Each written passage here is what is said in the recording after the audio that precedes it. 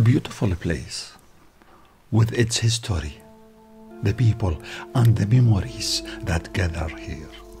A market, mosques, a castle, and an old cannon that was famous in the past, but forgotten today in a garden. The place is beautiful, and it gets quiet on Friday. People go out and walk around, and a nice market opens. Al-Hanafi says, I never passed through Babalmoathum without remembering Baghdad for many years. There was no bridge, but there was a pier called Shari'at al-Majidiyah. Also with me, in addition to Jalal al-Hanafi, is the painter Arthur Melville, who arrived on a boat from Basra. He says in his memories, the days above this river are alike. The scenes of huts scattered on both banks. Sheep or horses appear here and there from time to time.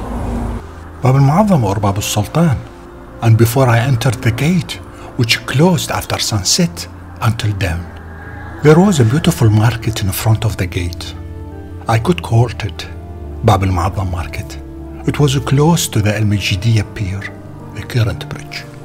They used to spread out their goods in front of the gate, as goods entering the city of Baghdad were subject to customs.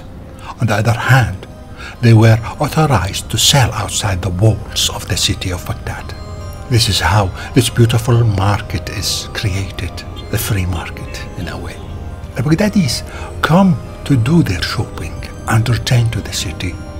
Of course, the countryside remains the main source of life. Milk, cheese, wool, or vegetables, among others. In this place stood, in 1882, the painter Melville to paint this beautiful market.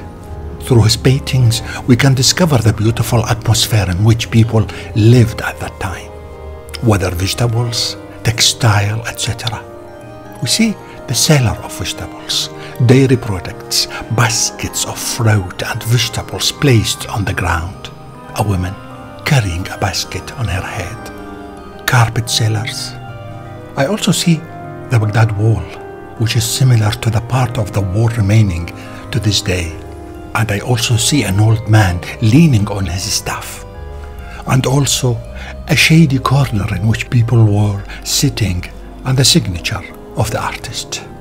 The shape of the gate is typical of the Ottoman period, at the top of which is the room of the guards, the residents, and also that of the civilians.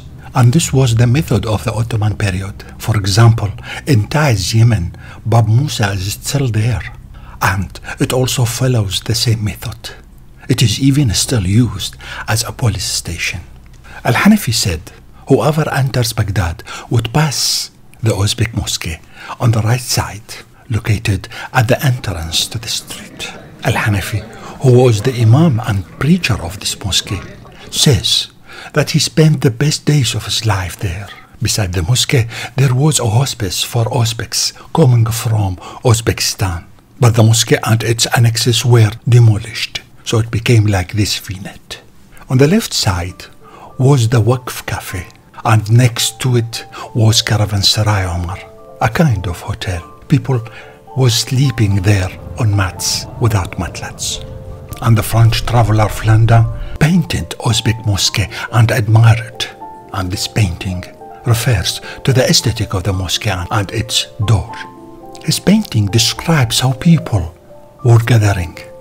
I add the description of Al-Hanafi to it. There were no restaurants in Baghdad. Some women sat in the middle of the market with their pots, selling rice and broth, while customers were sitting on the ground to eat their meals. Of course, the seller of beans, she is the chief of restaurants. How much I wished to meet her to have my breakfast. In any case, dry grass, al-hajji, dry leaves of palm branches were used as cooking fuel. Al-Hanafi says, whoever enters Baghdad sees a number of cafes on the right side of the street. Ahmed Kalak, Usta Latif, and in front of the mosque, Al-Baladiyat Cafe, among others. There were Al-Hamis vendors and other vendors. Next to Al-Ahmadiyya Mosque, there was a special candy souk. People were gathering there day and night, and several kinds of drinks were served, especially Arabic coffee. Melville, among other painters, painted them beautifully. Of course, the beauty of the Al-Ahmadiyya Mosque, its beautiful dome, was the ideal background for many paintings.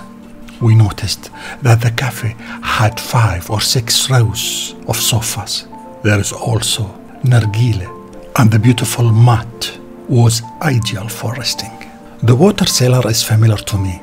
Before a while, water was sold in bowls and glasses like any other drink. We still find this gentleman today, but to sell juice rather. Behind is a cafe, and of course the nargila is also present.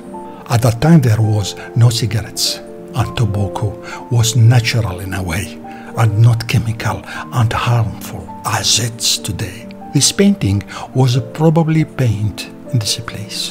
Here was the place of the Canon Abu Khazam. Al-Hanafi said the military fort was surrounded by high walls.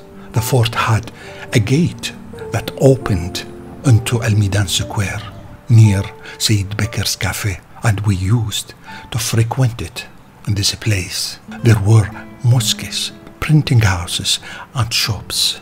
This canon was brought by Murad Pasha during his invasion of Iraq, and after that people began to regard it as a mythical thing, and weird and wonderful stories were woven around it, especially the women who used to bring their children and insert their heads from inside the canon slot so that they would become heroes and fearless. The traveler Du Lavoie left us a beautiful painting about this canon entitled Al-Maydan Square. She speaks in her book of this canon and the fort, whose place was there, and its high walls, of which Al-Hanafi regrets the destruction. In his painting, we notice how far back the door was. Its wall was connected to the Abbasid palace. So today we can find the remains of the wall there. The place was then called Barut Khan, place of gunpowder. The canon was in front of the fort gate. Then the canon was moved several times, and it was brought to this place in the middle of the square to become a destination for women with wishes and ambitions. Before that, Nur Said moved it to Babalmoathum. Today, the canon is in one of the gardens of the National Museum. There is always people in this place, like today. Al-Muradiyya Mosque is very close to the Uzbek Mosque, and it was built by the Wali, governor of Baghdad, Murad Pasha. What distinguishes the mosque? It's flat and hemispherical dome with 6 small flattened domes alongside. Next to the mosque was the Great Khan Al-Muradiyya Caravanserai. Al-Maydan Mosque was one of the most beautiful mosques in Baghdad, or the most beautiful of all. It is the most painted mosque. His builder was killed before the mosque was completed. Memories pile up on this short route, and there are many things left that I haven't mentioned, like the library that was destroyed. In this place, the British commander insisted during his victory over Ottomans to take a photo of his victory parade at the head of his army, and also the neighborhoods surrounding the place. And all carry stories, images and memories, many that my memory is crowded with them, and they jump before me in a chaotic and sometimes orderly way, as if it were quiet music. I arrived at Al Maydan restaurant to eat my favorite lentil soup.